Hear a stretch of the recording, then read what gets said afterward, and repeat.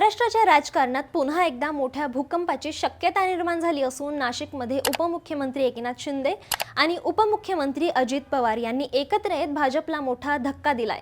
नाशिक महापालिकेत स्वबळावर सत्ता काबीज करण्याचे स्वप्न पाहणाऱ्या भाजपसाठी हा सर्वात मोठा अडथळा मानला जातोय। सत्ता संघर्षाच्या या नव्या खेळात नेमकी कोणाची सरशी होणार आणि भाजप या चक्रव्यूहातून कशी बाहेर पडणार जाणून घेऊयात सविस्तर।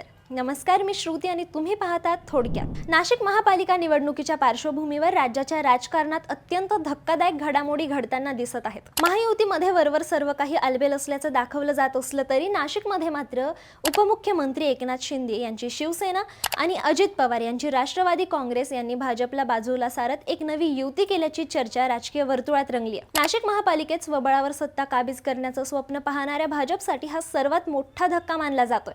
गेल्या काही दिवसांपासून जागा वाटपावरून महायुतीच्या तिन्ही पक्षांमध्ये प्रचंड ओढाताण होती।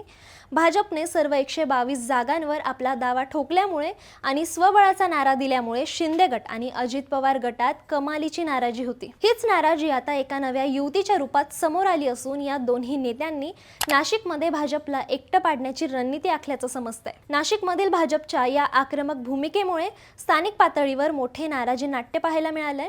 भाजपने 1000हून अधिक इच्छुकांच्या मुलाखती घेतल्यात, ज्यात आयात केलेल्या नेत्यांना जास्त महत्त्व दिलं जात असल्याचा आरोप पक्षातील जुन्या निष्ठावान कार्यकर्त्यांकडून होतोय। नाशिक पूर्वमध्ये गणेश गीते यांच्या घरवापसीला भाजपचे आमदार राहुल ढिकले यांनी उघडपणे विरोध दर्शवला होता। अशा अंतर्गत वादामुळे आणि भाजपच्या स्वबळाच्या नाऱ्यामुळे शिंदे गटाचे नेते अजय बोरस्ते यांनीही भाजप चर्चेसाठी तयार नसल्याचा दावा करत शड्डू ठोकलाय। 2017च्या निकालांचा विचार केला तर भाजप 66 जागांसह बहुमतात होती, तर शिवसेनेला 35 जागा मिळाल्या होत्या। मात्र आताची परिस्थिती वेगळी आहे।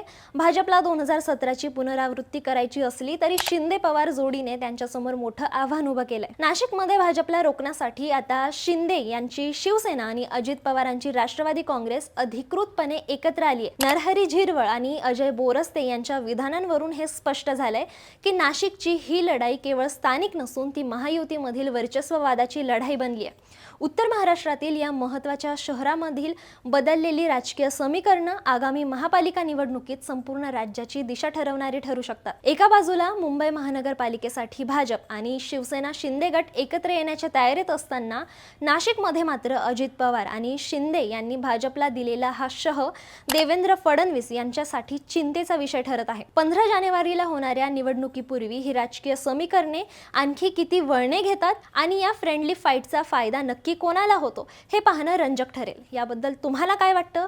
तुमचं मत आम्हाला कमेंट्समध्ये नक्की सांगा आणि अशाच राजकीय घडामोडी जाणून घेण्यासाठी थोडक्यातला सबस्क्राईब करा।